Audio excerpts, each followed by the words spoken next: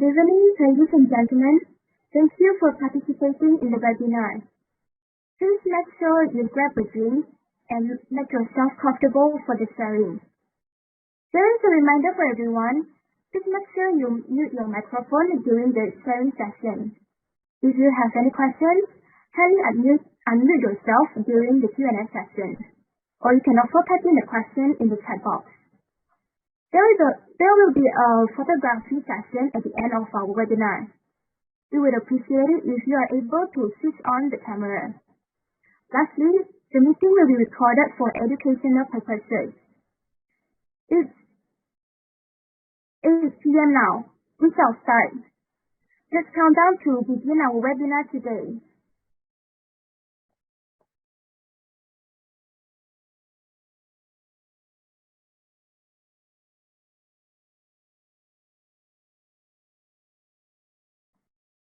Hi everyone! Welcome to the Stop Violence, Start Caring webinar. This webinar is organized by an anti-violence campaign Races Together, led up by a group of Bachelor in Graphic Design students.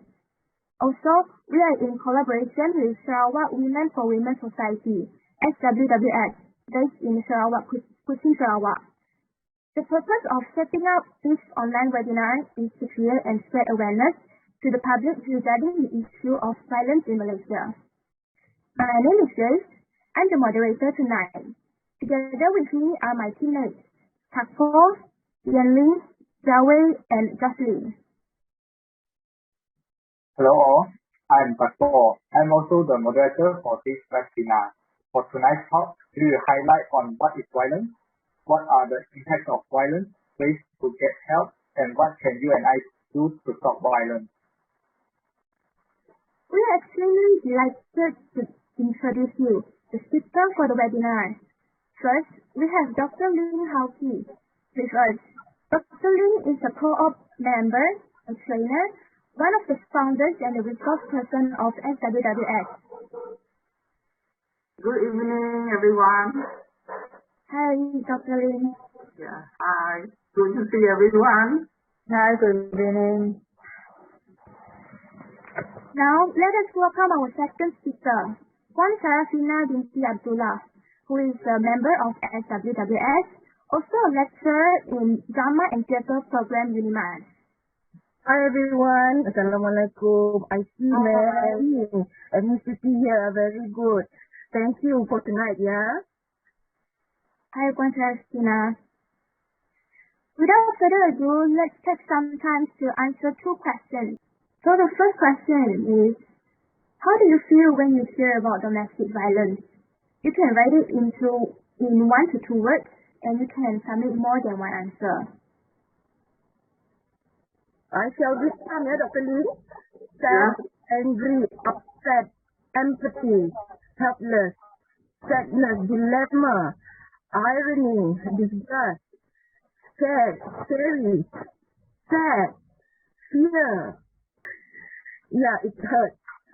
Sadness and dilemma, sad, angry, worry, empathy. These are all feelings. Yeah, these are all emotions. Yeah, Dr. Ling. But we should not avoid, yeah, from feeling towards one another. If we hear someone is facing with domestic abuse, yeah, domestic abuse might happen in our family members or within the circle that we know, people that we love. Yeah, Dr. Ling. We shall move to the next question. Thank you, Glenn. Alright. The next question is, what do you know about domestic violence? Wow, okay. You can see already, Dr. Ling. We have several here. Physical aggression, violence among family members, abuse, a crime, psychological abuse, physical aggression, crime. Family, hurt people, angry, triggered by stress. It is a crime. Yes, it's true. Husband and wife. It's a hurtful thing. Inhuman behavior. Dominance. Oh, that's a lot, yeah? What they're saying here are right, yeah, Dr. Ling? Well, we will Yeah. We will talk about it, yeah? Very well. They are giving their point of view. So not only male. Abuse is not only for female, yes, not only experienced by female or children. Economy abuse. Okay. Interesting. Somebody said it's a pandemic. Yeah. True. A silent pandemic, yeah, Dr. Ling? Yeah. I think that's all for the answers. Okay, yes. Thank you to our participants.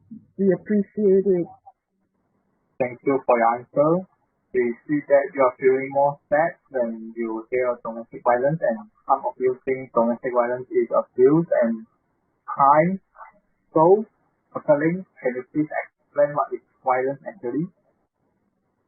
Okay, so, right, we will move on to talk about what is violence. I think, yes, I really appreciate everybody participated very actively, and I can see from the answers that we get. First, I think, many of you have very strong feelings. Yeah, there is a feeling of shock, sadness, anger, feeling disgusted, that violence take place.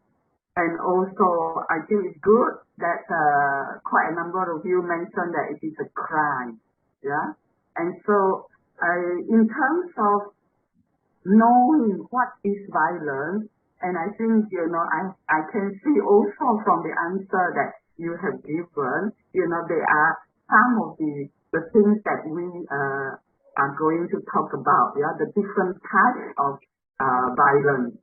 So I think for the webinar tonight, we're going to focus more on violence in intimate relationships. Yeah, actually, when our students, our Thai college students approached us, they wanted to talk about domestic violence. But we said perhaps because the audience initially we target secondary school students, we want to broaden it. Yeah, because when we talk about domestic violence, it's for usually, it's for married couples, people who are married. But of course, it also means violence happen in the family. Yeah.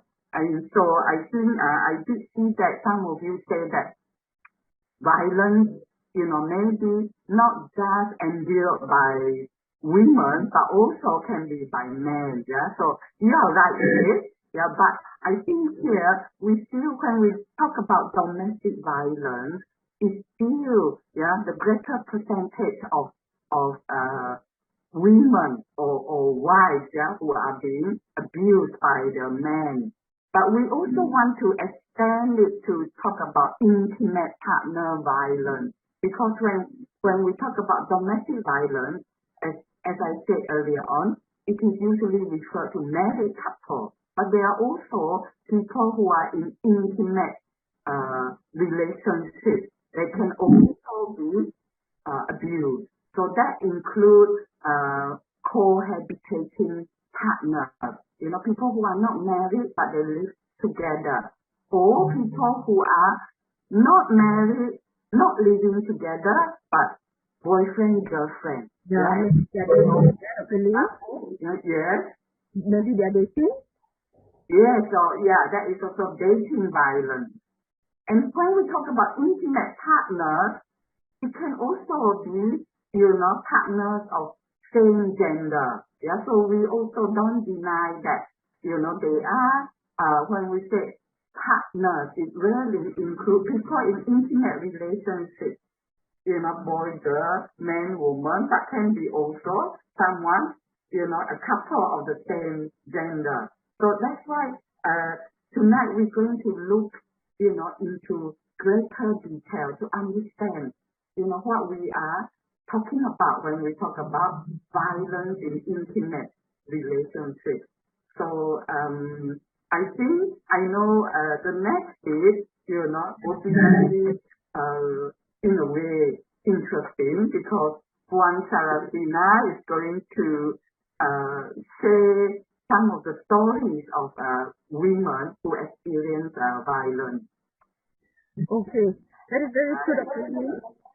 With what Dr. Ling has explained, okay, without further ado, let's just jump to the video.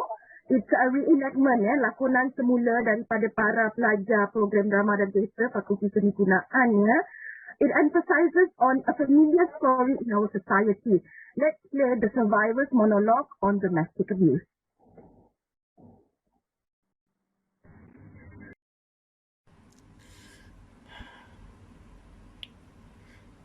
I tried very hard not to anger him, but it only takes a small mistake for him to lose his temper, and I will be bitten up badly. I'm frightened to seek for help, as he had threatened to take my children away from me if I do. They're still young, 9, 6, and 4. I don't want to make police report.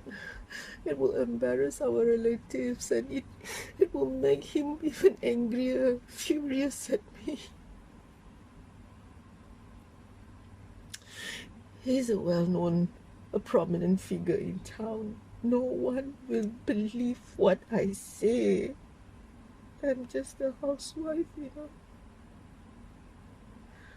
Since my first child, I stopped working just because he said so.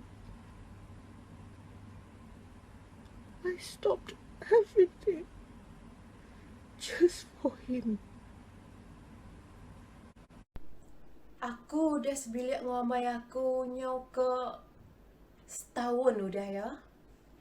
Aku lalu pindah bergulai ngoya sepuluh dah 3 bulan kami doai berambai. Ianya balat ni dia. Setenagang penghidup aku. Tang ia madah. Tega penyayau. Nagang aku. Lebuh aku nurun gawa. Nang ialah. Beranjung. Berambil kaku. Aku tak nama lagi. Nang dak disagi kia berjalan ngobala kaban. Ia megak. Suah ngeransai. Nyentuk kia. Tak cari ba aku. Madah aku tu gila ngolah ke bukai bu fierce. Bukai bedau. Kalak dah aku muji. Suah dah aku muji aku kan ngelengkak ketang. Nyak meh. Tak kalak nyadi.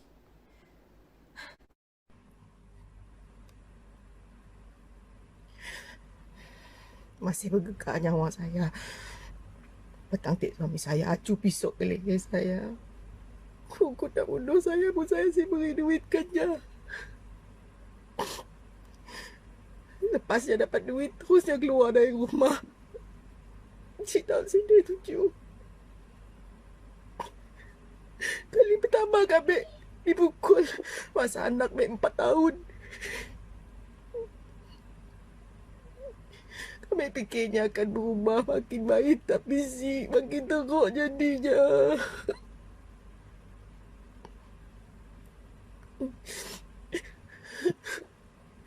Masa kami mengandung anak nombor 2 punya pukul kami. Si tahu kami sampai ni minta kami tolong. Kami sibuk badah. Kami sibuk badah dengan orang tua kami di Bintulu. Tidak ada tua, abah dah selalu sakit.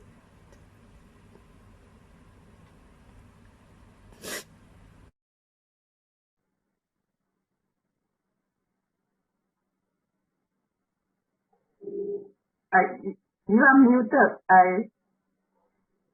Syarafina, you are muted. Sorry. Now, we will give a few seconds for the audience to digest what have they witnessed, I'm sure it is a very emotional journey for these women. Heartbreaking. They are suffering. Without us even have to say anything about them. So, those women are familiar in our lives. regardless of their ethnicity, religion, language, social status, and many more. These incidents were handled carefully by our experienced members of SWWS through crisis phone line, Dr. Ling. Their names are not, we are not disclosing the real name there, but the information is saying that this thing is actually happening in our society. Now, it is a relief to say that these women are brave enough to voice out and get the help they need. Now you have seen the reenactment, okay? In your observation, what do these women have in common? And what are your reactions when you hear their stories? Please share with us your viewpoints and reactions in the chat box. Okay, I'm sure you could hear a lot of distress in them, oppressed, stress, and many more. Let's wait for a few answers in the chat box if there are any.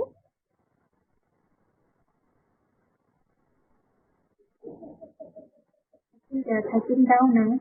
Okay, thank you.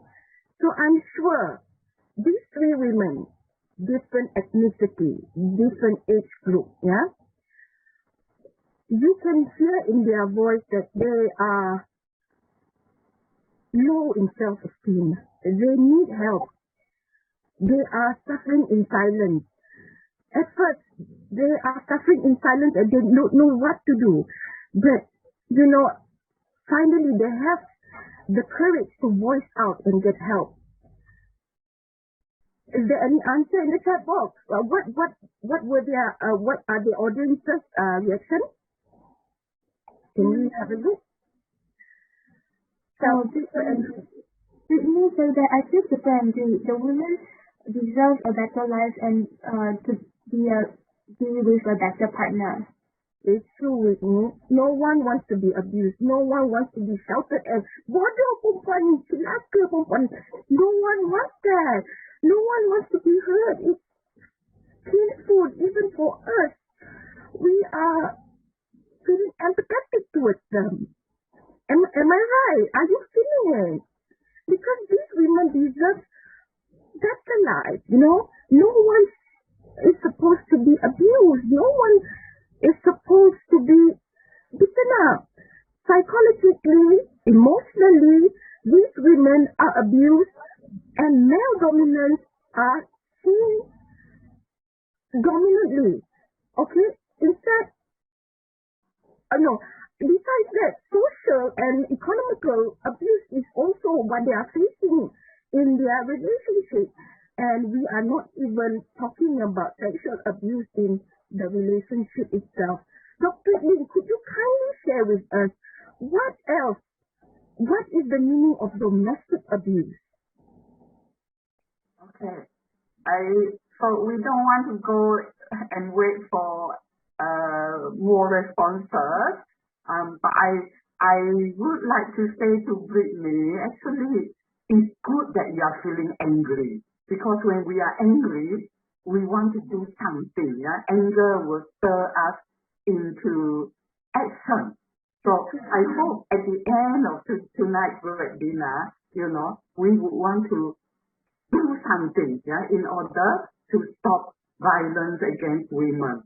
So, okay, what is domestic violence? Okay, often I know we think that domestic violence or violence is only physical abuse.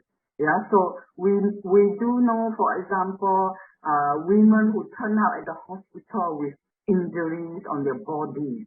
That is only one aspect of domestic violence, because violence is more than just physical abuse. It involves all these different aspects of abuse. So let's see. Okay. What else? Besides physical abuse. Okay. Emotional abuse. Now you can see from the stories of our three women, all of them, I think, has endured, different types of emotional abuse. There is that threat put to them. If you do anything wrong, I will go and hit you. Yeah, like Mrs. Wong, she's in fear. A little bit of thing that she does not do right, she can get beaten up. Yeah, Wan Fatima, she is in fear as well. They don't have emotional feeling of being very, feeling very threatened. Feeling that you can be hit anytime. Okay, so next week, Dr. Ling, because once you are beaten, you mentally, not just mentally, physically, you feel the pain, you are shaken up, Yes. So, okay, let's see, beside emotional, okay, there's sexual abuse.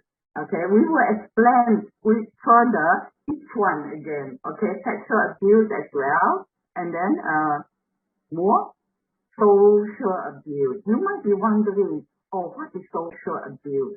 I think if you listen to just now Lydia, of course, she spoke in Iban, not all of us understand, but the wording there and her expression and all that, she actually is very much an example of experiencing social abuse when the boyfriend control her, trying to cut her off from mixing with friends or even talking to her colleagues and all that. Okay, next, more economic abuse. Yeah, again, you might say, how would that be? Okay, we will explain more one by one, and I think one more, male power abuse. Okay, let's move on. Okay, to look at each one in more detail then. Okay, so I think physical abuse we all know. It involves hitting, punching, maybe pushing, slapping, twisting your arms, and maybe even worse still, involve the use of weapons. Okay, so that means it can involve any use of physical force, and it may or may not leave evidence of injury. Okay, so sometimes you have people who abuse. They will do it in such a way that there may be injury, but it is very hidden. They won't hit you in a part of your body that it can be seen when you go out. Okay, so but also actually we also need to understand that when we talk about physical violence, it can include violent action, not to the woman directly, but, for example, throwing crockery, smashing the table, breaking furniture, or, sometimes it may even include like, physically, kicking your spare part head, for example. So it's physical violence indirectly to the object or to your pet, in order to put you in fear. Okay, next one.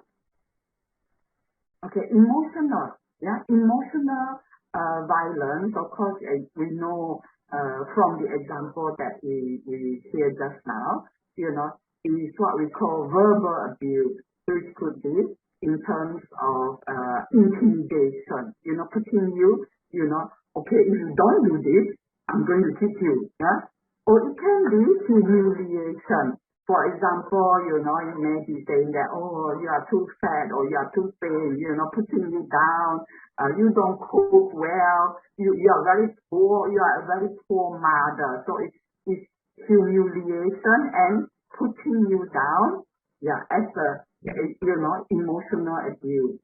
And sometimes also it can include, for example, ridiculing the person, the woman, and her belief. Right, all of you, if especially sometimes when it is in a mixed marriage, the person will say, all oh, you Malay or Chinese women are no good, yeah, or your religion is really silly or something. So it's very killing the person, putting you down. So it's like a process, yeah, in which the person consistently uses like very demeaning remarks to try to degrade you and, erode your self-confidence and your self-esteem. So we need to imagine, for a person who experienced emotional violence, for years after years, how it can, what it can do to her self-confidence and her self-esteem. Okay, next. Now, sexual abuse.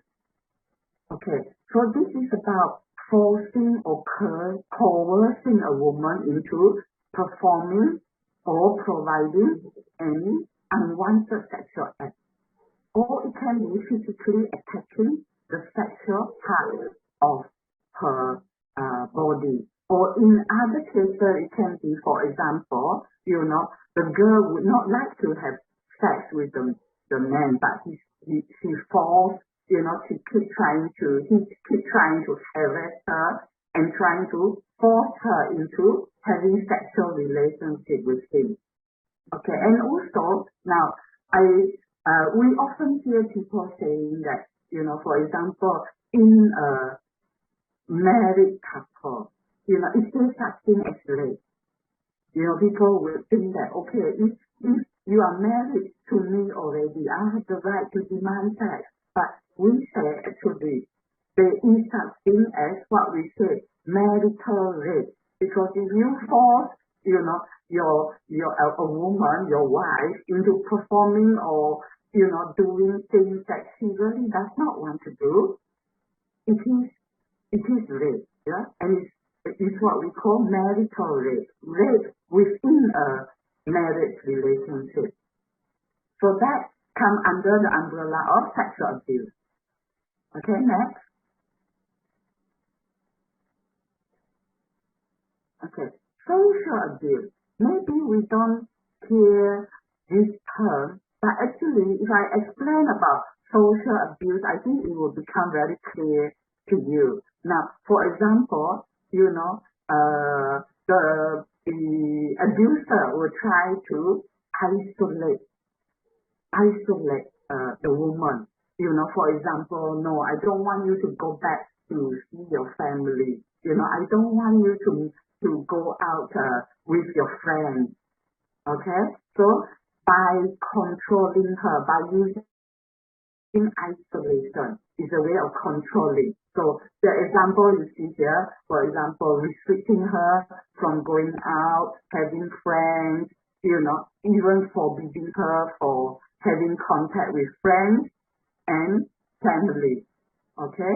Then for example, like these days I think we are quite familiar. For example, he might try to keep checking on your handphone, restricting all your social activities. And on ground that, because I love you so much, I'm jealous, yeah? Just like the example of Lydia just now, I don't want to lose you. You are very pretty, I feel jealous when you talk to, especially male colleagues. But this is all done in order to control. Yeah. Can we say that the abuser will also play as victim in this case? Yes. Would you like to elaborate on that?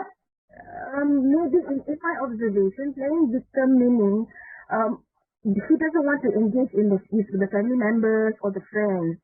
He or she might say, Kusi mau pergi lah, Kusi suka lah. Abang Ipah kau selalu dah nangga aku atas debah. I'm sorry, I'm speaking in bahasa Sarawak ya. Ya, aku tak nak pergi lah rumah mak kau. Abang Ipah kau tu macam pandang serong je dengan aku. Tak payahlah pergi. Tak usahlah pergi. Maybe that is the sort of demeanor that he will be utilizing, yeah, Dr. Ling? Yes. So he played the role of the victim, And again, that is actually what we would call manipulation. Yeah? Yes. Okay. Next.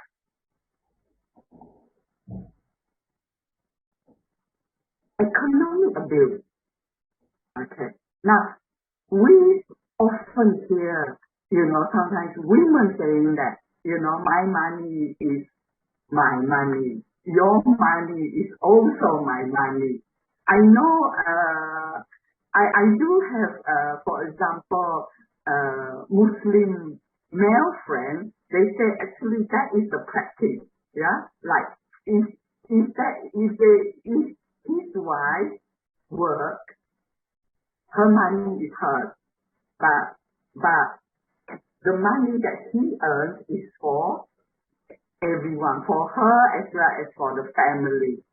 But here in this case, when we talk about economic abuse, it's when the man use what we say economic dependency as a way of controlling her.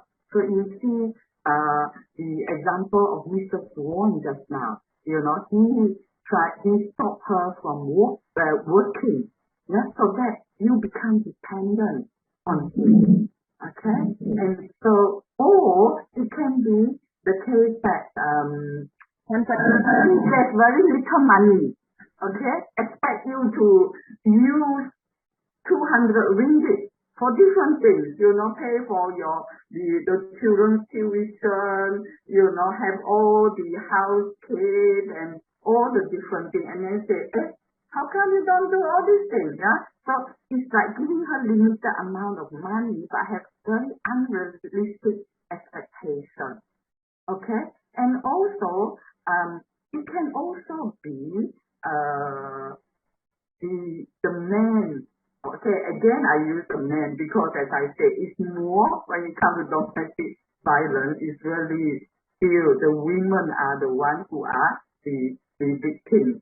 Of course, we would emphasize later on. We want to use the term survivors rather than victims. But there are also situations when women work, and then the man demands all her money to be given to him. Yeah. The example of Puan Syarafina is that give me all your money. Yeah, hand over your money to me. So that or you also may have example of the man taking on her bank account all the time, yeah? And then, okay, whatever money that you earn, hand it over to me. So, yeah, so that is what we call economic abuse. Okay, next, I think we can, we can move on. Yes. All right. Okay, this here, male power abuse is really what we call, the kind of mindset that, the man thinks that I am a man, or rather I am the king, and therefore treating the wife like a servant, yeah? Denying her any say in all the family decisions, and, acting like I am the master of the house. You just obey me, yeah? Because I'm a man, because I'm the king, yeah? You should listen to me, listen to everything that I say. So that is what we call male power abuse. Okay? So I think we want to next go back to, after hearing all these different forms of domestic violence or abuse, okay, we want to again go back to what we think, mostly what people think about violence. So this part I will hand over to Syarafina. The next thing. Okay. Oh, sorry. Oh, the title that you mean. Oh, okay. Maybe. All right. I'll pass back the lesson to you. Yes. Okay. I just want to sum up, different forms of abuse by saying that if you look at this, we call it power and control wheel. You see, all the different types of abuse, are like, if you like the different spikes, in a circle, in a wheel. At the center, the purpose is about power and control. And then you have, for example, all these different abuse, different tactics, if you like.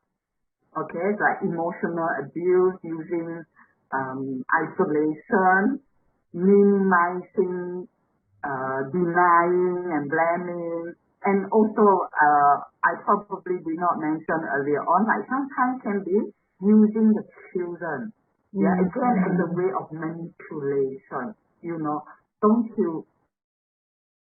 Won't you feel guilty if you want to leave me? The children will grow up without a mother if you leave, or without a father, so that is like, again, manipulation. Okay, and we said using male privilege, using economic abuse, using, coercion and threat and so on. So all these come together, so that's why we call it the power and control wheel. Okay? Thank you, Dr. Ling, for the clear explanation. Now, let's test ourselves and see if we can identify which of these statements are myths or facts, Cuba kita tengok, nanti akan ada statement keluar. Cuba kita kenal pasti sama ada dia adalah mitos ataupun fakta. Let's play the first statement. Women provoke violence by nagging. Are you sure? Okay, let's digest that particular statement first. I think you've heard of this type of statement, right? Dari mana Mati bawang Doyan popek lepas CNN. Maybe that is what is happening in the society. So with that particular statement, it is not the truth. Okay, it is a myth. Why? Let's play the fact. The fact is, women are beaten up for many reasons. It is beyond their control. Okay, banyak lagi punca keganasan rumah tangga yang berlaku. Dan membedel itu bukan satu-satunya faktor yang menimbulkan keganasan itu. Membedel itu comel apa? Kalau bahasa Melayu kan mengomel, mengomel muka dia, fizikal dia. Very cute one, like our mother. Mothers used to do that, membedel, mengomel, muka macam tu. So cute kan? Untuk apa? Untuk tujuan memperingatkan kita kepada benda yang positif, to advise us, to remind us to do something good. So violence is actually the choice made by the abuser. It is a choice. Okay, let's have a look at the next statement.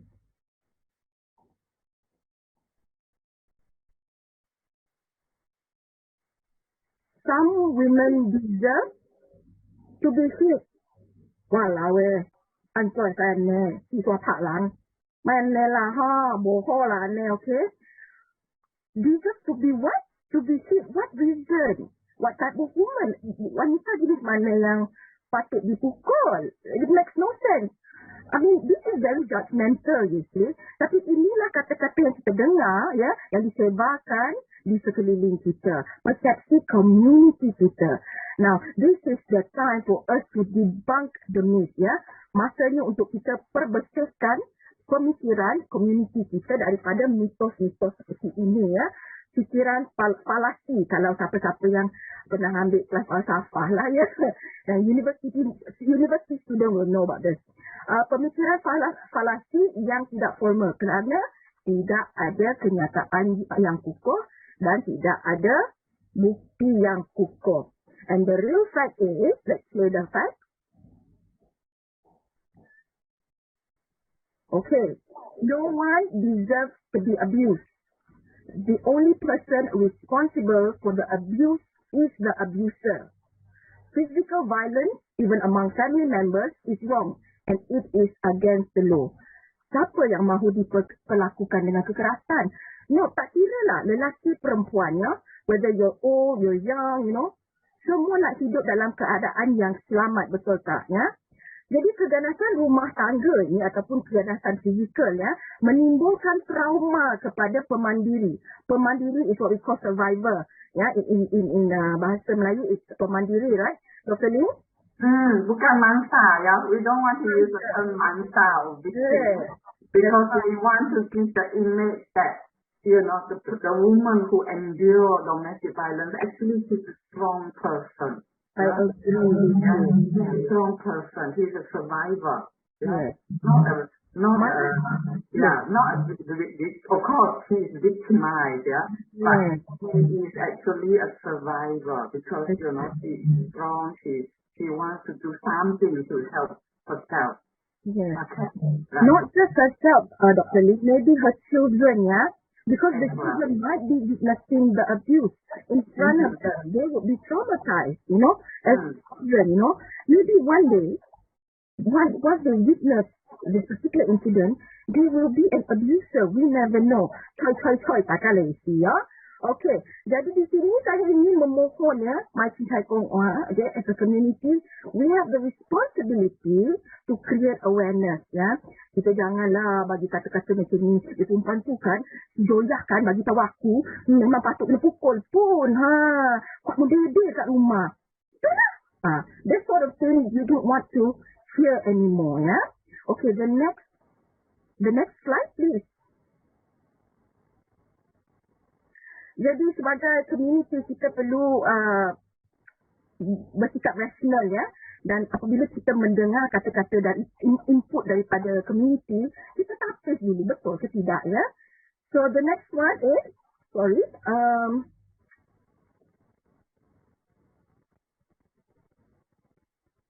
alcohol, drug abuse and gambling cause domestic abuse. I don't think so. Why? Because alcohol, drugs, and gambling does not cause violence. Violence is a choice. Domestic violence is a choice made by the abuser. Some abuser will make sure they have alcohol in hand, but not Ling, as an for their action. Is that right? So sort of dia dah mabuk kan, dia pergi kat rumah, balik rumah perempuan tu, isteri dia kononnya contohnya, pagar tak dibuka. Perempuan celaka, buka pintu. Dia terajang pagar punya lah, bagai nak jatuh pagar tu. Those are the excuses they want to use to express their dissatisfactory, Those are examples, Abuser will also claim their action results because they have not consumed any alcohol. Aku stress lah dengan kau sebab aku tak nak minum alkohol ni lah. Aku pukul kau. Baru aku rasa puas.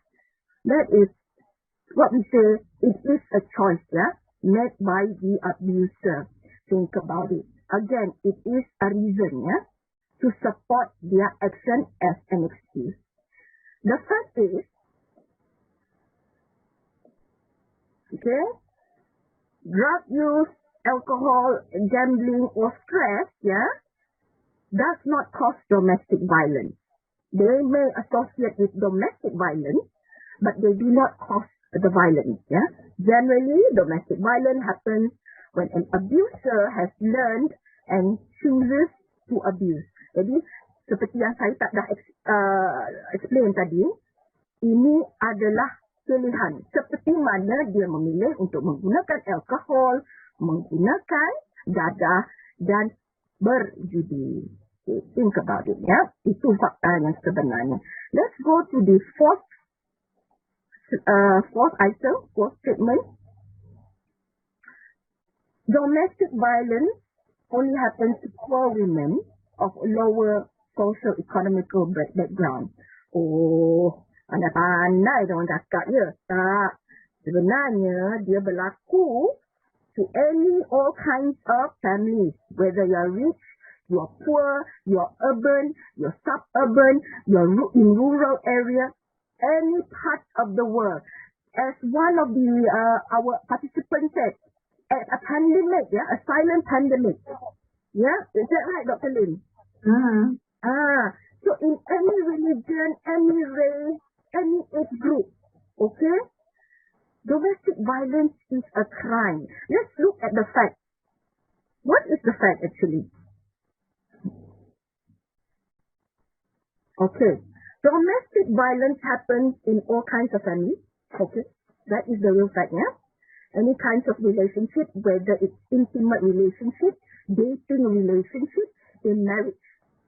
The person of any class, culture, religion, sexual orientation, marital status, age, gender can be victimized by the perpetrator or become the perpetrator. Gender ni kita boleh cakap lah, pasangan dia boleh girl boy ataupun boy, ya. Pasti akan ada, kalau berlaku ya, salah seorang akan mendominasi pasangannya.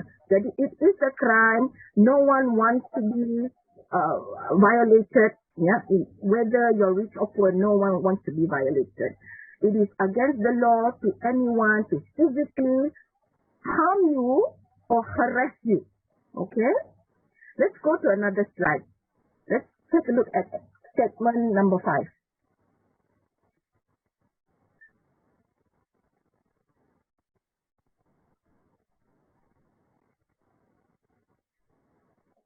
So statement number 5 is, men who abuse their wives are mentally ill. Oh, tak ada lah. Ya ke? Hanya orang gila dia yang abuse isteri dia. Lelaki yang waras, abuse juga. Dia banyak faktor sebenarnya. Jadi, kita prejudis. Di sini kita sudah prejudis terhadap individu yang mempunyai penyakit seperti ini. Ya? Okay. This is for sure a myth. Yeah? Not all men with mental health problems abuse their partner. But there are men who is also waras insane, not insane, abuses their wife as well. For instance, these 3 men that we saw in the reenactment, they abuses their partners, right? Okay? They are not mentally ill.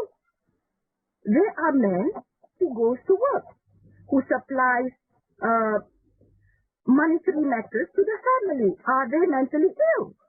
So di situ kita boleh tengok ya, kenyataan ini adalah salah dan kenyataan yang betulnya adalah the fact is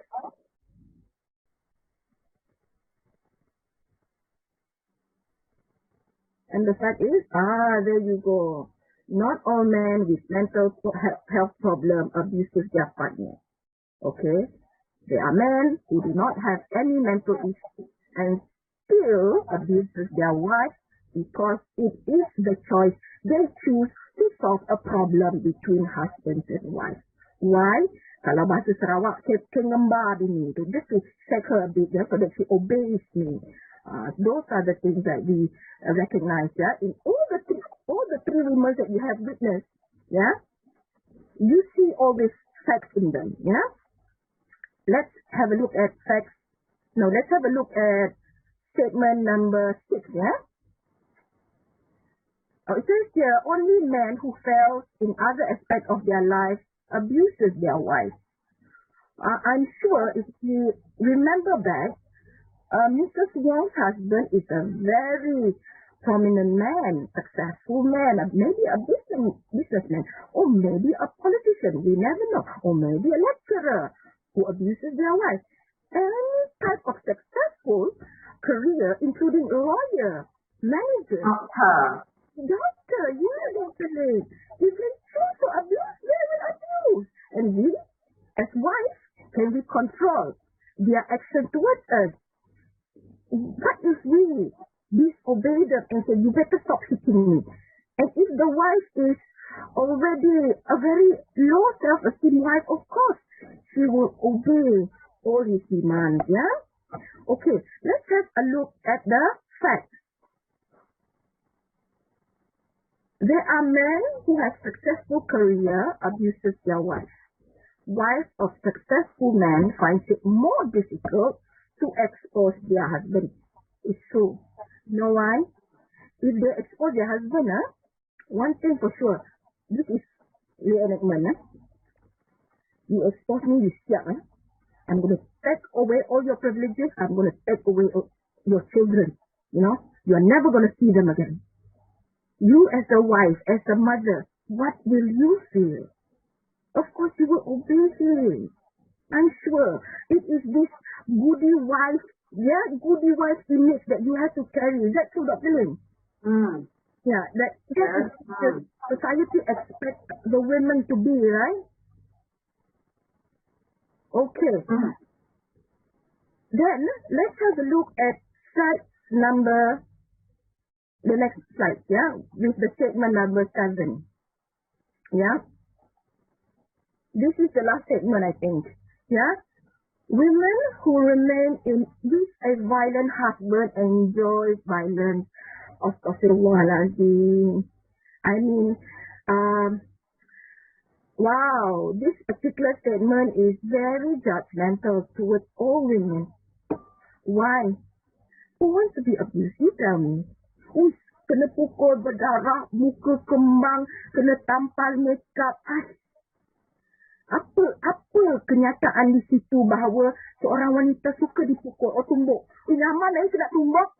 Adakah? Tidak ada. Sakit. Trauma sebenarnya. Kan? Yeah, no one deserves to be abused. Everyone has the right to live free of violence. No one would want to have their partner be abusive towards them. Kan?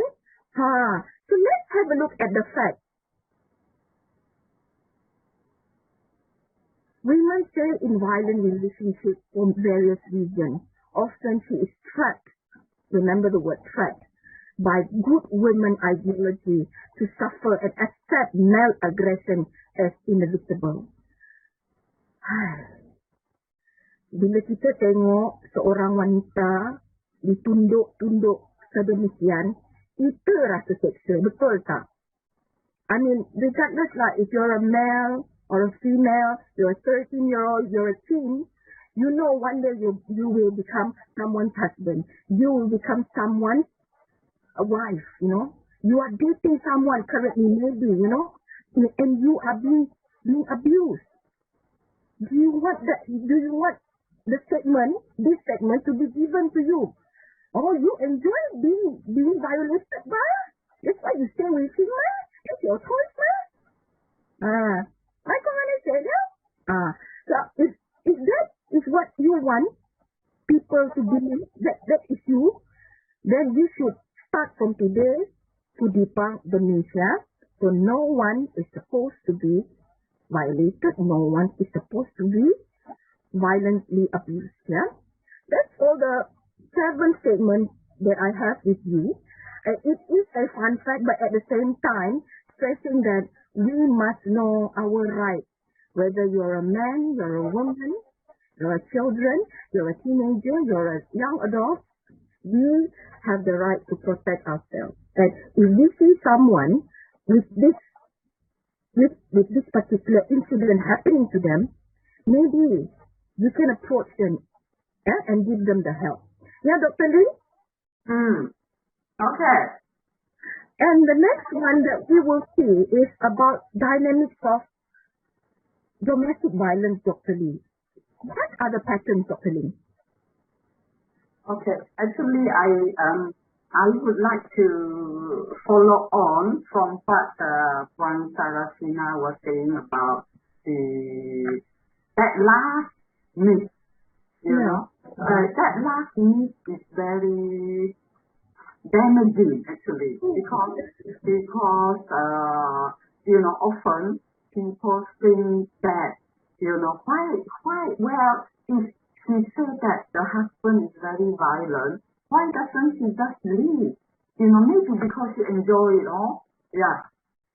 But we do know that it is actually sometimes for many women it is very difficult to leave. Yeah. One of the reasons is because she thinks that by leaving, she is not a good woman. She is not a good mother. That's true. Also, for many women, it's like,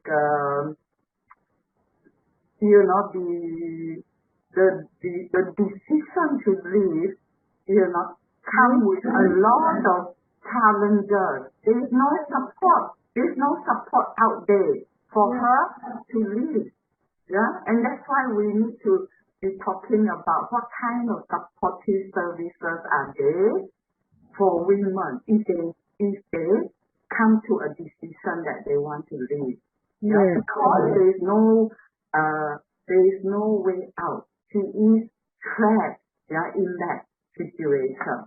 So there are different reasons. And also, we also want to emphasize that sometimes women stay on because they are afraid. If they decide to leave, the husband will become more violent. And often, it is true, when the women want to leave, that the man can become even more drastic.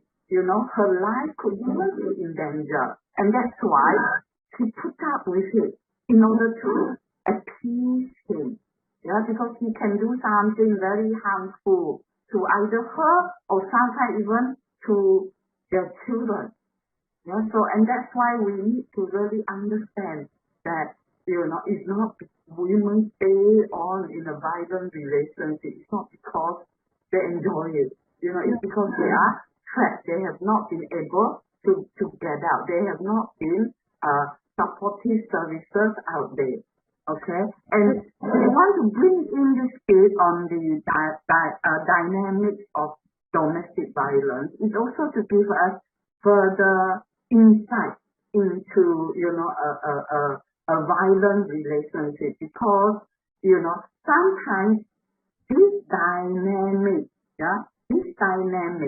makes it very hard for a woman to decide to leave.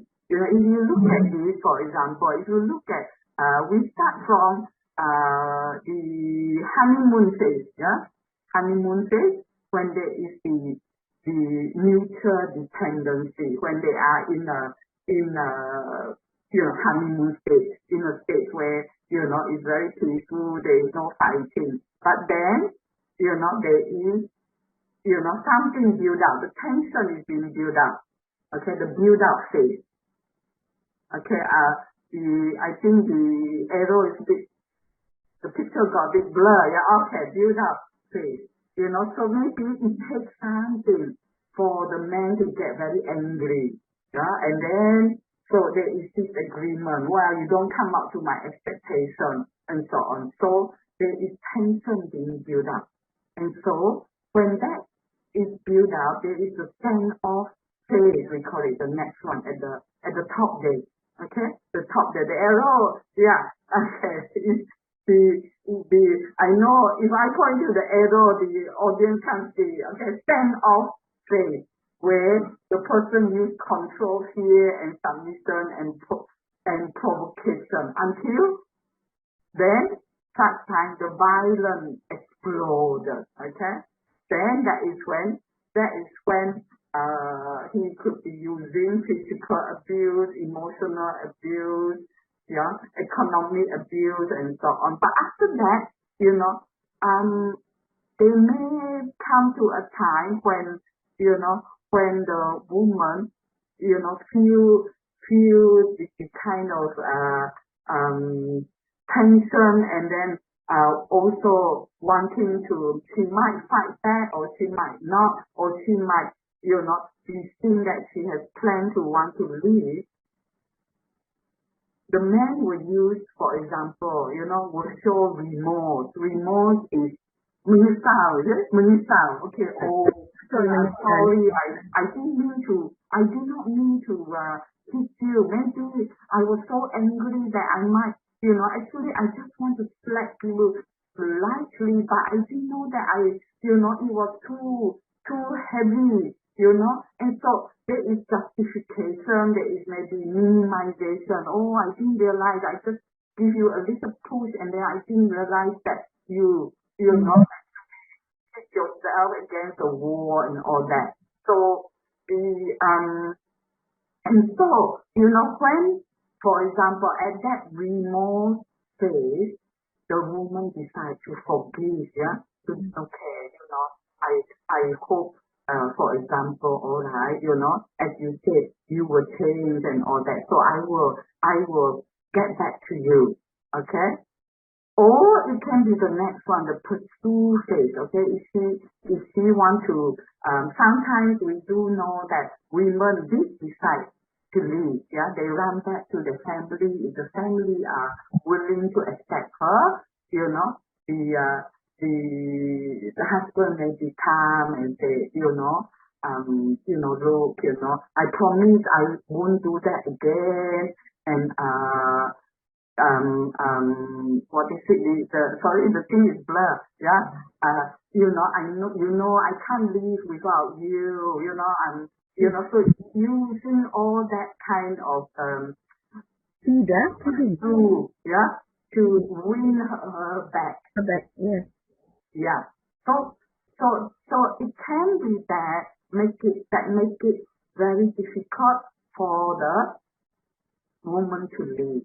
And that's why we also see, for example, in a domestic violence case, sometimes the violence actually starts when they are dating already. But then, they will say, maybe later on, they will exchange. If I marry you, if we get married, I feel much more secure. I won't be so aggressive anymore, and so on. So that's how what we call the dynamics of such kind of emotions and all that at play. Only partly make it very difficult for women to change. But then there come a time the woman will say that I know he cannot change anymore. That's the time that they decide, they want to do something, they want to leave and so on. But then there is also a lot of barriers that she faces. That's true. So, I agree with you, Dr. Yeah. So maybe let's have a look at what are the impacts of violence. So we have seen the cycle. It's like never ending, Dr. Ling. Balik romantik, balik dah baik, okey lah, sayang balik, tiba-tiba marah, kena pelempang balik, aduh. It is a cycle that never ends if the survivor doesn't put her feet down and say, it's time to stop, I'm moving out. Right, Dr. Ling? So, what are the psychological impacts of these women, the survivor? Whether it's a long-term or a short-term, impact on violence will automatically suppresses us, oppresses us, tertindaslah seorang wanita itu, siapa sajalah kalau yang kena violence, tak kira pasangan dia, lelaki ataupun perempuan ataupun young adults. Now, selepas after abuse, and if you have gotten help, maybe you are progressing. If you are not getting help, you will lose yourself. You will lower down yourself, you will lose your self-esteem, and many more. And you will be traumatized, and you will go through what they call post-traumatic stress disorder. And then you will lose your social skills because you are no longer communicating with your society, because he said you cannot go out. If you go out, I'm going to break your leg. If you work, not enough money, I give you money every month. You stay at home lah. So those are the things that suppresses her. She no longer gets in contact with their family, their friends, and they become anxiety. The anxiety comes up. They are afraid to go out. What if I go out? What if I come back, I'll die? Those are the emotions that they go through, you see. Sentiasa ketakutan, low self-esteem. Perkara yang saya tak nafikan, if the survivor steps out and finally puts her feet, say, I'm leaving, pasti akan ada rasa kelegaan itu, lega, I am going out from this relationship. I am realizing that this is not going to work out. Yeah. So they are the survivor. Yeah. Time for them to heal. And this needs good support system from family members, community. Yeah. Our community plays a big role. Our friends plays a big role as well. And we as a community perlu ya kita sebagai sebuah community berasa prihatin dan simpati kepada pemandiri ini. Get them the help they need. Ya. So effects on children is also very brutal. Ya. The impacts are, for instance, kids become hyperactive. They feel easily agitated. Ya, cepat terasa, cepat marah kan Dr. Ling? Kanak-kanak yang mengalami trauma seperti ini, dan they will not understand others. Why are they doing that? Why? I don't understand. Emotionally, they are confused because they were given different emotions, saying, being beaten by the father is love. Is that right, Dr. Ling? That is the impact, right, Dr. Ling? That we can address to our audience, itu adalah kasih sayang daripada bapa saya. Saya dipukul, itulah kasih sayang. Jadi, they are confused already. That is not love. That is not compassionate towards our children. So, mereka jadi confused. Ini ke kasih sayang? Oh ya ke? Tak boleh terima lah. And also, they will become a bully in school, Dr. Ling, is that true? Ponteng sekolah, kan? Faktor-faktor ini kita boleh lihat kepada anak-anak kita. And then they will blame others maybe. No, I didn't do this. This is all your fault. Blaming others for their fault. And also they will have very weak communication skills, weak in academics, and also weak in their psychomotors as well. And even their cognitive, they won't be able to think rationally. Everything they think is very negative. Is that right, Dr. Ling? Dr. Ling, you're mute. Okay. Tak jadi, but, let me highlight this. Tapi tak semua jadi begitu. Tak semua anak-anak yang mengalami trauma ini akan membesar menjadi seorang yang abusive. No. I mean, they will turn out to be beautiful human beings, penyayang, insan yang sangat, what do you call, passion, kerana pengalaman itu mengajar mereka untuk menjadi insan yang lebih realistic, real, dan baik dalam kehidupan. Kerana mana they don't want to be in the shadow of their father, the abuser. I don't want to be like my father because I've seen the worst in my life. So I want my children to have the best thing in life that I have never gotten. That is one of the things that I have heard from a survivor. With that, I urge every one of us, violence should never be and shall never be an option to solve or resolve a problem in family, in relationships, among friends. Friends also violate each other's private space, Dr. Ling, if I am not mistaken. So violence will always result damage in any relationship. Yes, Dr. Ling. Okay. Yeah. Right. I think I am a bit concerned about our time. Yes. Yes. Because, when we talk about this topic, definitely there's so much to talk about. And this thing about the negative impact of violence for children who grow up, in a family where there is violence, definitely there is a lot we can say about this. Because actually the contradiction, as you remember earlier on, we said, women stay back because of their children. But actually, the children who grow up in a very violent environment, there is negative impact on them. And as Bontina was saying, but of course, not all will grow up to also be, if male children, doesn't mean that all of them will grow up to be abuser, but, there can be different kind of impact in terms of their, psychology, in terms of also their self-esteem and so on. So, yeah, that is something we want to highlight, because we must stay on because of, for the sake of the children. But actually, if we look deeper, violence has a very negative impact on the children. Okay, maybe we move on to the next thing then?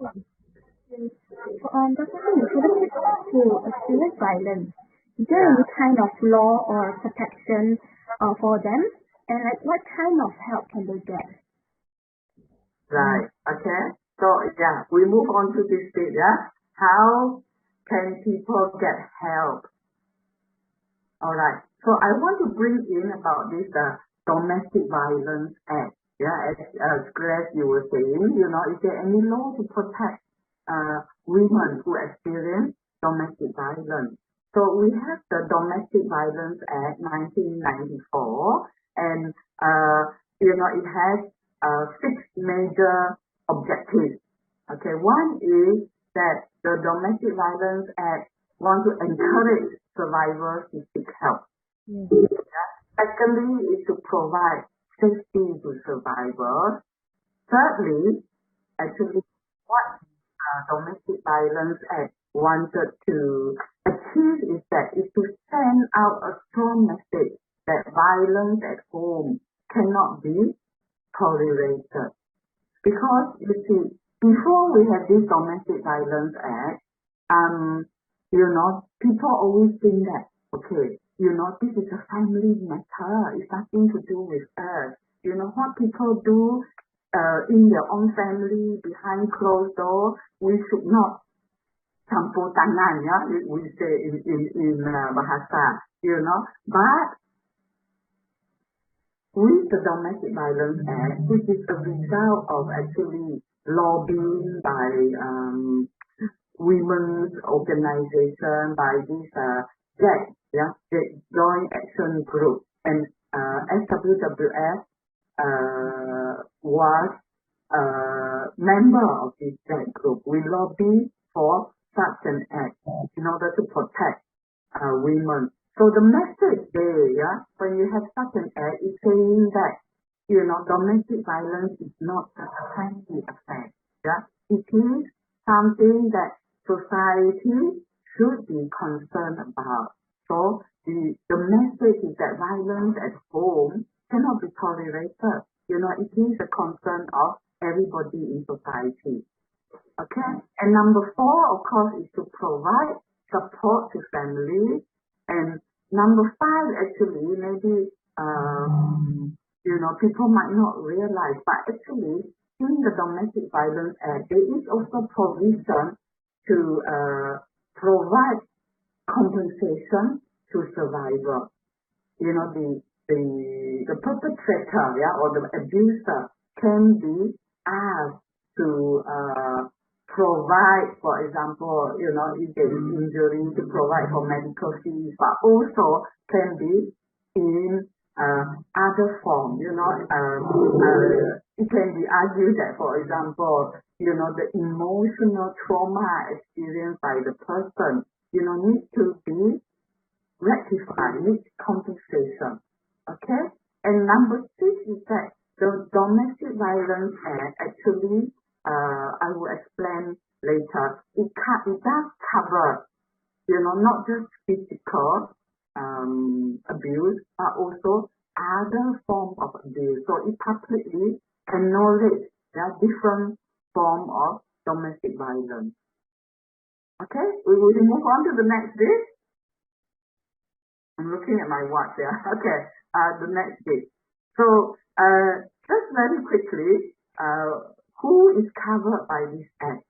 Okay, here you can see that in the act it says his or her spouse. Yeah, his or her spouse. That means it can be wife or husband. Okay. Or his or her former spouse. So actually, for divorced couple, because we do have, for example, women who already divorced from their husband, but the husband still come and harass and threaten and intimidate her, stalking her and all that. So divorced couple will also be covered by the act. Of course, it also includes a child, but when it comes to child, usually it comes under the other act, the Child Act 2001. Then also it can include an incapacitated adult. That can mean maybe a family member who is OKU, somebody who has certain disability. They can quite often be very vulnerable to being abused, or it can be orang tua. You probably will hear about elder abuse. Sometimes the person who is being abused is the elderly parent. Adult children can also be abusing their elders. Okay, so maybe here I can also very quickly go into the definition of spouse. So the definition of spouse, before that, the spouse, people who have gone through, that means, usually it's those who have been registered under the civil marriage, but also under, Muslim Sharia law, but it can also be including those who marry under the customary, the native customary law in the case of Sarawak and Sabah. Okay, so Kawin Adat, if there is a certificate, it is also recognized. And also I want to highlight, if let's say the woman is non-Malaysian, she is also covered. Okay, but however, it does not cover couple who live together, who do not have any citizenship. Yes, so what we talked about earlier on, the cohabitating couple or dating violence, and neither does it cover domestic helper. Okay, right? Okay, we move on. Next, please. So what would be the legal definition of domestic violence? Okay, we have here, if the victim, is put in fear of physical injury. So in the act, they of course use the term victim. Okay, causing physical injury to the victim, force or threaten her to conduct sexual acts which she does not consent to. So there is physical abuse, sexual abuse, or confine or detain the victim. That is what we call social abuse.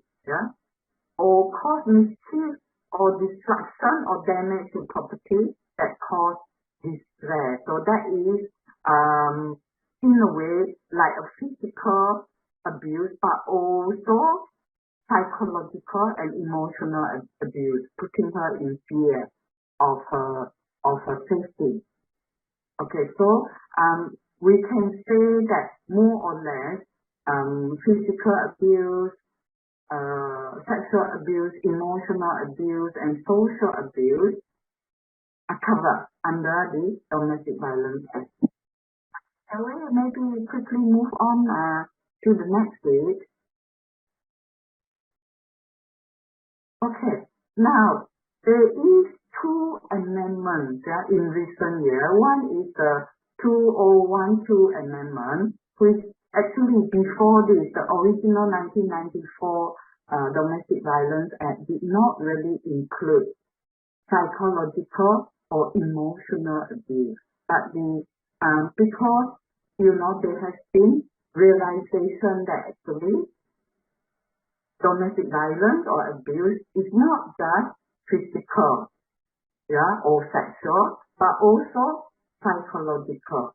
So this is added in 2012, and also, for example, the use of drugs, or intoxicating substances using certain drinks, so she went into an unconscious state, and so that could be for the purpose of subjecting her to sexual abuse or doing pornography and all that.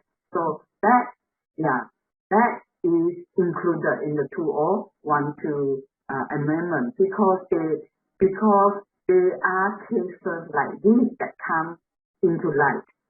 Okay, and also if sometimes consent is given, the consent was unlawfully obtained. Unlawfully obtained can be like using drugs, or forcing, she is forced to do certain things under duress. Or in the case of a child, causing the victim to suffer delusion, again, by using intoxicating substance. So yes. Okay, Ponsina, would you like to add anything? Can this be also the action that they say fighting the drink, putting intoxicating substance without the survivor noticing? Of course. And a raper. Yes. Okay. Right. Okay, next one. Okay, again, another amendment in 2017 includes, and I think this is really good because it also includes, for example, dishonestly misappropriating, that means using, maybe we say churi, withdraw the money in the bank and all her money, could be using different ways, forging her signature and all that. Okay, so causing distress due to financial loss. So this is like a form of economic abuse. Or intentionally threaten the victim, causing her to fear for her safety. Or, now this one here also very important, intentionally communicate and insult the modesty of the survivor through electronic methods or otherwise.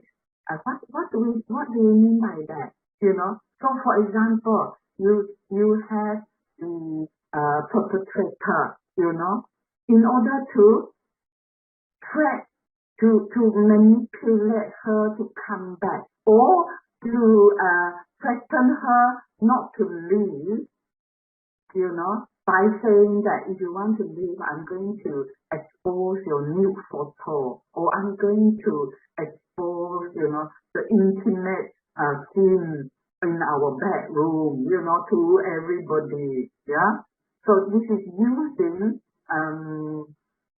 social media, or, maybe sending out her photos and all that to what we call insult the modesty, your modesty, make you feel so mindful, to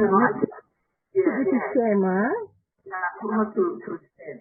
So all that is good that it is added in, because we know, like, these days, a lot of things can be made use of through social media. So threat can be made, through using all these, exposing her photos and things like that, so that can under the law now, this is included because, you know, there are experiences of women who, you know, have been subjected to this kind of threat.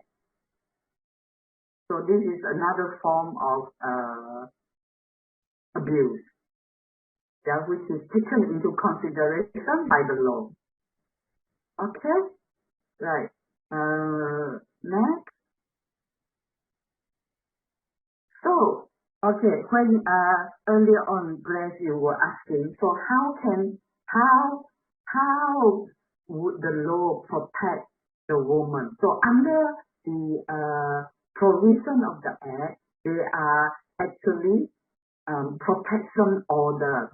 You know, we have in the center the protection order, which means, you know, you can apply to the court for a protection order, which means to restrain the perpetrator from coming near or prohibit entry to where the survivor resides. So if the survivor is in a shelter in a different place already, okay, a protection order will restrain the perpetrator.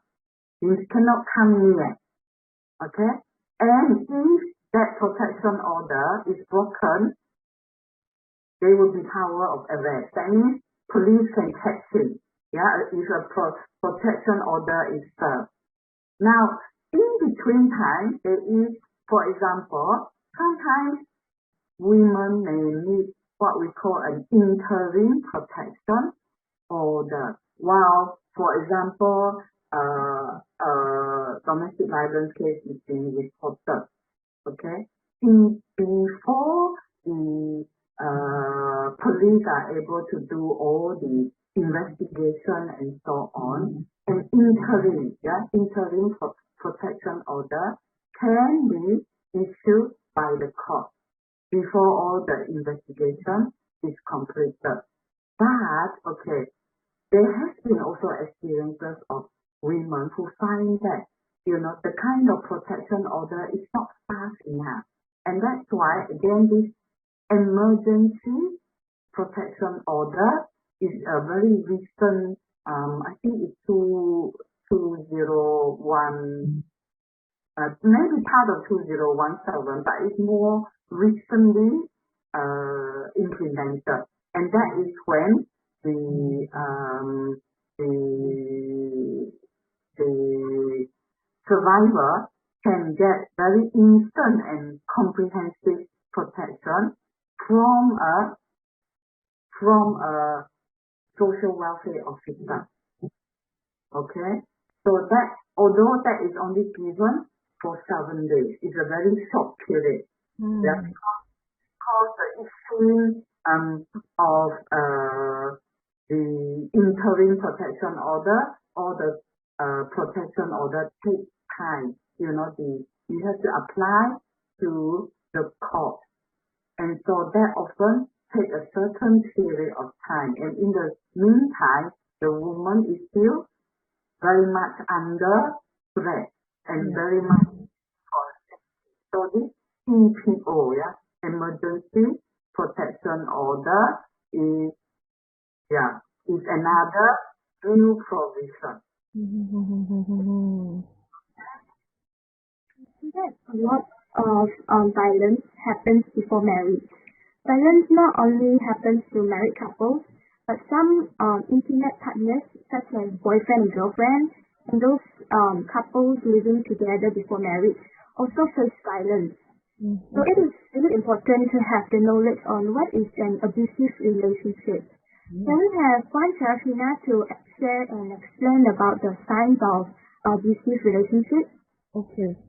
So how do we recognize an abusive relationship? The warnings are very clear. It's like in the first sign. Yeah? The first sign will probably be harmful to the physical of the survivor. Yeah? Hitting, pushing, slapping, kicking. It will be very traumatizing. Yeah? And the second one, this is what they call physical abuse. Yeah? The second one is threaten to harm you or themselves if you leave the relationship. The same reason that Dr. Ling had informed us earlier. Oh, please don't leave the relationship. I will change. I promise you, this will never happen again. These are the things that actually eventually will happen once they are back to themselves. Yeah. Okay. The third sign. This one is a bit aggressive. Okay, forces you and tries to force you into any types of sexual acts that you do not want to do. Wow, this is terrifying, yeah? But we must realize that this is happening in the society. So recognize these three signs. And the fourth sign? The fourth sign says here, control parts of your life, like how you dress, who you hang out with, and what you say. You can see the sample in Lydia, yeah? She was controlled by the man. Dressing. You cannot wear this to terlalu menjolok mata, too revealing. So please, don't wear that. Don't wear makeup. I don't like you wearing makeup. It's like you are going to date someone else, those are the things that the abuser would say, yeah? Number 5, often shame you to make you feel unworthy. Why you do this? A little bit only I ask you to do, you don't know what to do. You just cook rice only, rice pun boleh burn. What do you do? Play phone. But actually she was attending his other orders, Get his shoes, I want the coffee. Memang hangus kalau memang nak attend si suami tu 24 jam kan. Okay, the 6th sign, twist the truth and make you feel that you are the one to be blamed. Ini memang selalu berlaku jugalah. Dia tak akan salahnya, dia akan blame awak yang salah. Ya, dia minta kopi panas, tapi dia lupa. Ya, you dah buat kopi panas baik, panas panjang hot. Sebenarnya, panasnya kau dah bunuh aku ke? Salah kau lah. Those are twisting truth. Ya, okay. Sign number 7, demanding to know where you are. All this 7 signs that you can see is already displayed in the 3 women. Yeah, they are socially abused, physically abused. Yeah, what else? Domestically abused, economically abused. Yeah, and you can see male dominance in the reenactment. Yeah. So what are the next signs? Let us look. The next sign, sign number 8, often feel jealous, angry when you are with your friends. Of course they are jealous because they lose control over you. They takut juga. Cerita kat kawan you, pukul dengan laki aku lah semalam. Dia takut lah. He cannot control you at that time. So he will give all these excuses lah, just to make sure that you don't go out with anyone. You only spend your time with him. Like for example, in Lydia's case. Sign number 9, make rude, mean comments on social media. This one usually we will see in younger couples, the teenagers, once they are in a relationship whereby suddenly he is posting herself with another young chap, good-looking chap, tiba-tiba, apa benda ni, kau tak setia dengan aku, perempuan curang, contoh dramatik sikit lah, but it's true, memang ada perkara-perkara macam tu. Tiba-tiba tengok posting, kena block dengan girl tu, dia bertubi-tubi lah, dia hantar message dengan perempuan sundal, perempuan ni kau curang aku, kau block aku pula. Those are the comments that will be thrown to a woman by abusive men. Sign number 10, demand to ask your sign-in information for your social media account, not just social media account, your bank account also. So remember that those are abusive relationship signs. Yeah. Now it is already sad and uncomfortable for us to hear about the damages caused by this sort of abusive relationship, but it is happening around us. Yeah. But not many realizes it until it's too late. Now, from the 10 signs that we know, it can be beneficial for every one of us. Maybe you can share it with your friends. So these are abusive signs. If you recognize that your friend is involved in an abusive relationship, in the next slide, my question to the audience, to our participants, to our friends, what can we do for each and every one of us? What can we do? How can we contribute?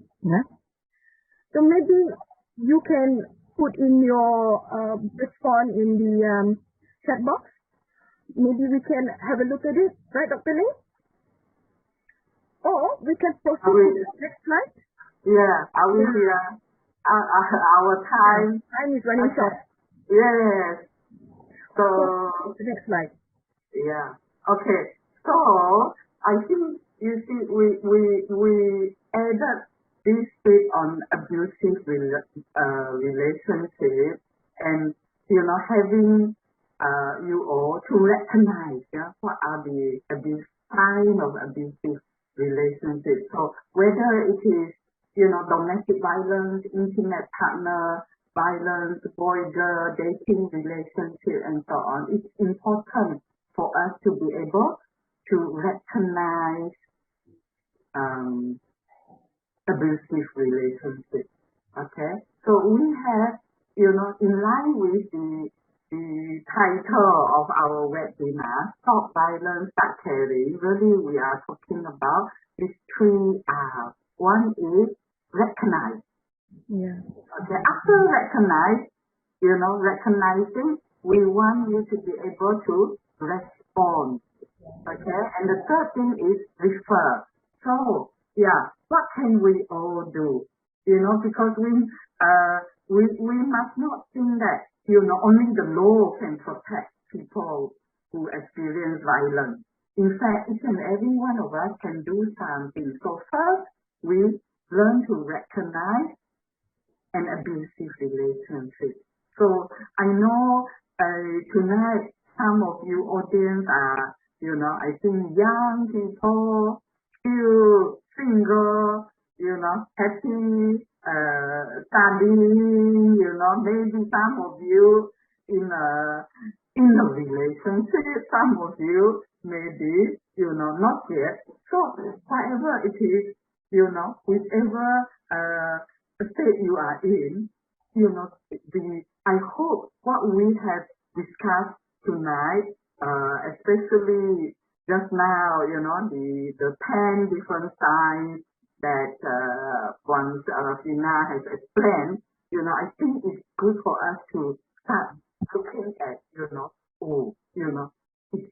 maybe either yourself, or even maybe friends among you that you see that maybe that is a bit of and so if you realize that maybe there is some sign of an abusive relationship, what would you do?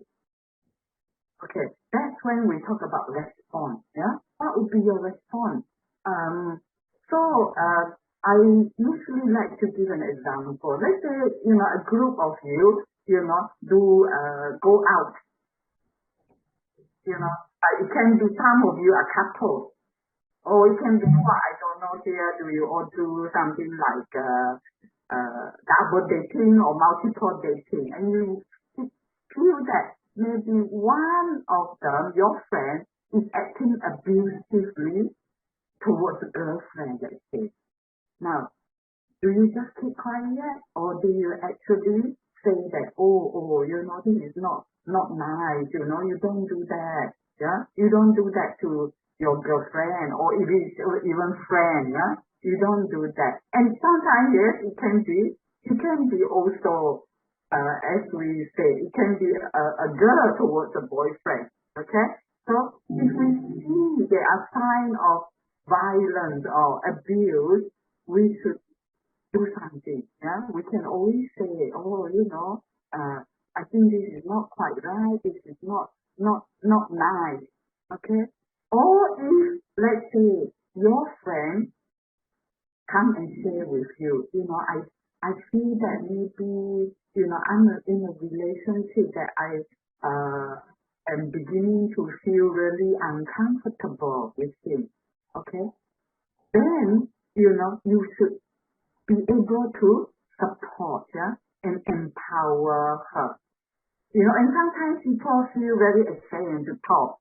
maybe you could open up the topic and say, I see that maybe you, let's say, you realize that she acted very nervously when the boyfriend called up or something, yeah? Maybe you could ask, how is it about your relationship?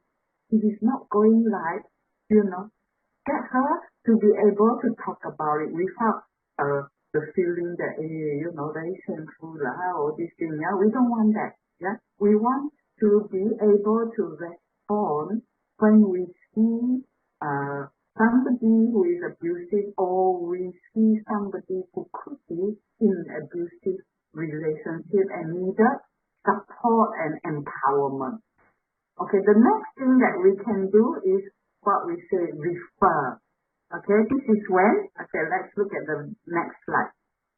This is when, now, if you feel that you are not in a position to help anymore, and really we need an organization, for example, like our Sarawak Women for Women, for the person to be able to talk to one of us, who have experience, talking to women who experience violence. Okay, so you can reach out. You can give this number. We have our helpline and also our office number here. Now we have this new mobile phone number because recently we relocated to where the La Promenade is. Yeah, so our fixed line is not in operation. The office line is, but what we have, the crisis phone line before is now a mobile line, but it will be operating in October. But do remember, to reach out to our center, our drop-in center, or the office number, and also, there is also an email address that you can look up. If you look at, if you Google Sarawak Women for Women Society, you can see, the contact information can be found at SWWS, SWWS.my. Okay, so also next one, we know that we are aware. Just now earlier on, we know there are also other organizations who may be providing the support. But before that, let me kind of stress again, that when we talk about stopping violence and start caring, a lot need to go into what we call balancing power between men and women. We have seen earlier on, we talk about power and control, and we talk about also, maybe we have not highlighted it enough, but if we have not, we want to stress again, how violence has been perpetuated is because of the unequal position of men and women in society. It is a very, I think earlier on in the mentee, we see somebody did say that, violence, is because of male dominance. We are still in a society where the man has more dominance compared to women. So, for example, in my Chinese community, we still hear about, for example, we say 男尊女卑, we think that, men should be, in a higher position, women should be like, put yourself in a lower position. And even we did, maybe now not so much anymore, like, we do know, for example, in the past, girls have been taught to be, to have the, in Chinese they say 三从四德. I think we don't hear about that anymore, but it's about a girl. When you are a girl, you obey your father. When you are a woman, you obey your husband. When you are an older woman, you obey your son. Yeah. Okay, but this is changing, of course, but there is still that element of men in a more dominant relation position. So maybe I want Syarafina, you can also say a little bit about in perhaps like in the Malay community, do you feel that what I say about the women's position has a similar ring to it? In terms of the what do you call, not in religion, if they understand the religion itself, Islam as religion, we do not really oppress women, yeah. But in terms of culture itself, yes, women, wanita dikatakan menunduk, ya, lelaki dibilang, ya, wanita menunduk, akur kepada lelaki. It's true. But in relation to religion, it's more towards feminist, protecting women. Women are equal. Women are your tulang rusuk. Tulang rusuk means it's your bone in your diaphragm area. There's a bone, your rib cage. So they are not for you to step. They are your companions that you need to protect. That is why your arm is protecting your rib cage. That is what we were told as a young adult as well when we mengaji, ya, kita belajar tentang Islam itself. Yeah, that is what we understand, how religion wants us to protect women, how women is as equal and as great as men, because we give birth to children whereby men, 9 months, you see, men or women, they are born from the womb of a woman. So children are always sacred. So men, please respect your women. That is the key point. Respect your women. If it's in Islam, there is also a statement whereby syurga di tapak kaki ibu. So women is very greatly praised, and the importance of women is protected in Islam. I think we are running out of time with Dr. Ling. Okay, right. Elaborate if you need more. Yes, okay. So,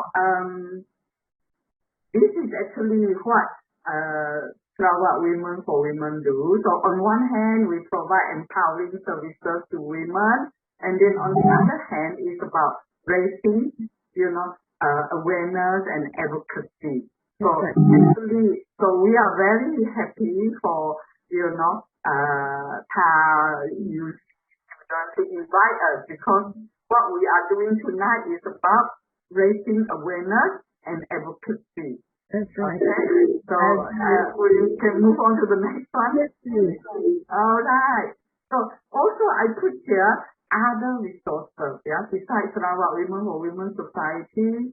I think in case there are some of you out there was wondering, are there any other resources that we can call on to for help? So I think, I would like to emphasize that we do have the government helpline 15999. I think you have heard about this Talian Cafe, and also they have a WhatsApp number, and they are 24 hours, but also if the other one that I would also like to emphasize is OSCC. If you see at the bottom there, because if really a woman is in a situation where you really feel that you could be even in danger, you can go to one-stop crisis center, which is located in the emergency unit of the major government hospital. Then there are also other organizations which I think they are quite well known. in Semenanjung, Malaysia, yeah, the WTO Women's Aid Organization in KL, Selangor, and also WCC in Penang, as well as Awam and Palanita. Another one that I just want to highlight is because actually we thought maybe the audience might be those who are children, secondary school children. So there is an organization called Body Day, yeah, which is specifically for children who may be in a kind of crisis situation. This started during the last year, especially during the MCO period, yeah, where a group of people, concerned people who are concerned about the well-being of children who may be very much under stress and psychological distress, not necessarily in a violent situation, but can also be, yeah, they can call this number Body Day. Okay, so we can quickly move on next one. I think that is the last one, right? Okay.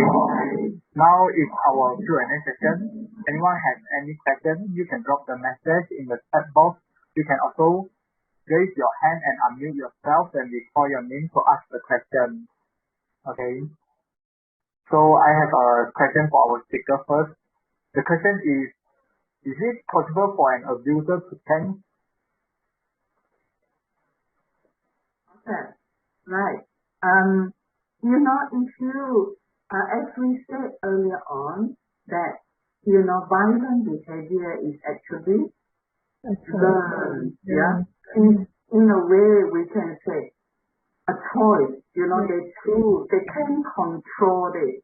So if we think of it along that line, definitely, yeah, an abuser can change their behavior.